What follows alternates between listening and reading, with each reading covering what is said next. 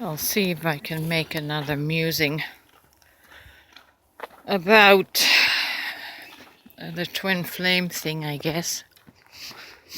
A friend asked me about twin flame and what the purpose is of twin flames. And in my specific dynamic and connection, this is how I see it and experience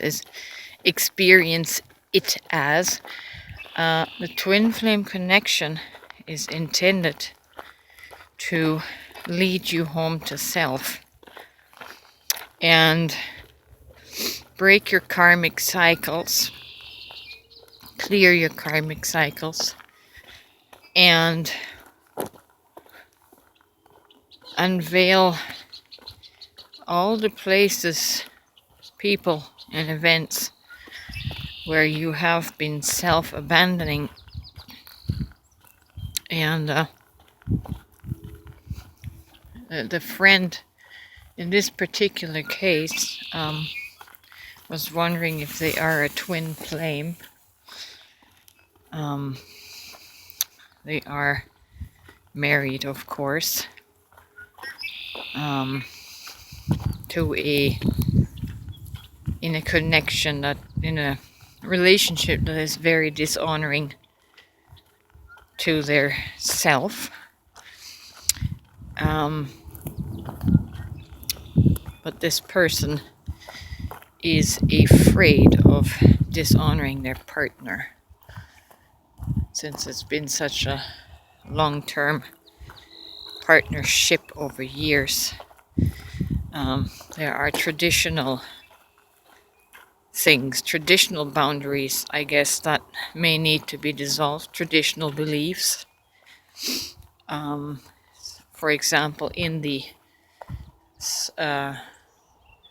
sacredness of marriage, and that you only have one partner and you only marry once. There's some beliefs there, some old beliefs, karmic beliefs, that end up where you dishonor yourself.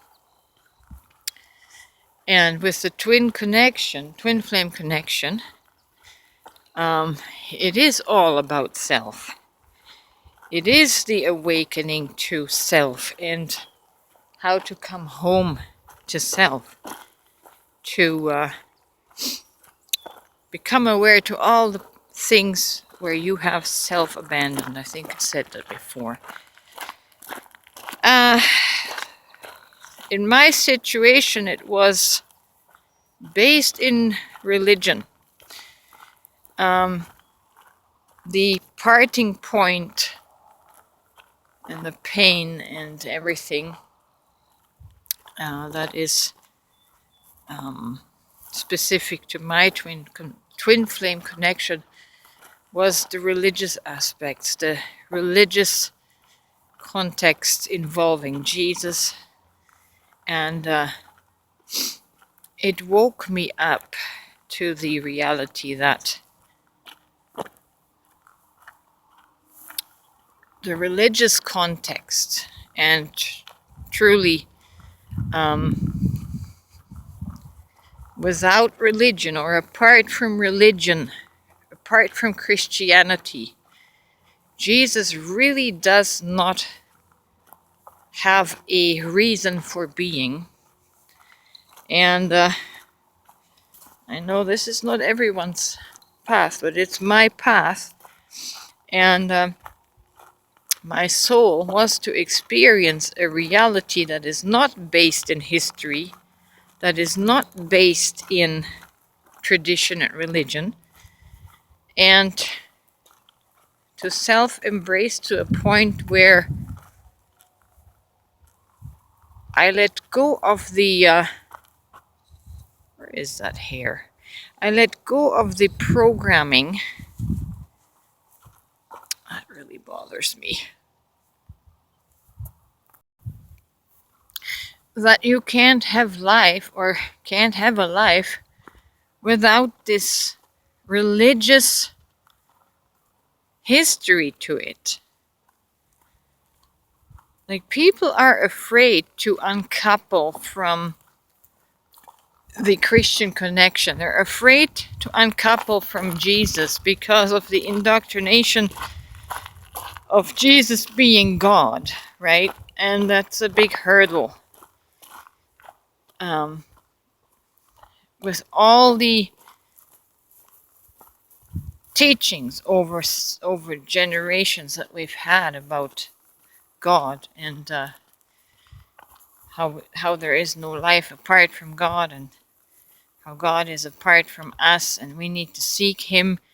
It's a real hurdle for people, for a lot of people, to imagine that life could go on if they were to dismiss Jesus. And there's not many brave souls that will make that jump, will make that step. And I'm not saying you have to. This is just pertaining to myself. This is what my soul had to do. What I had to do in this soul journey. I had to transcend the consciousness that, basically I am nothing apart from Jesus. I'm everything apart from Jesus. I am the one consciousness that we call God. That has nothing to do with Jesus. You don't need Jesus to attain that consciousness. But this is a consciousness level that you can't be taught. You have to unravel your programming to come to this void, to this empty place where you have emptied yourself. And there's no history, no person there that your life is dependent upon. As long as you think that your life depends on something or someone else being God, you are still in a divided mind, in a divided consciousness, where you can't see yourself to be that life, to be that source that you draw your dependence from. Like I say, I can't explain it. It's a vibration, a frequency that you experience when you clear out your programming, your conditioning. And don't be afraid to clear out all conditioning, because it is unconditional. You have to be in an unconditional state.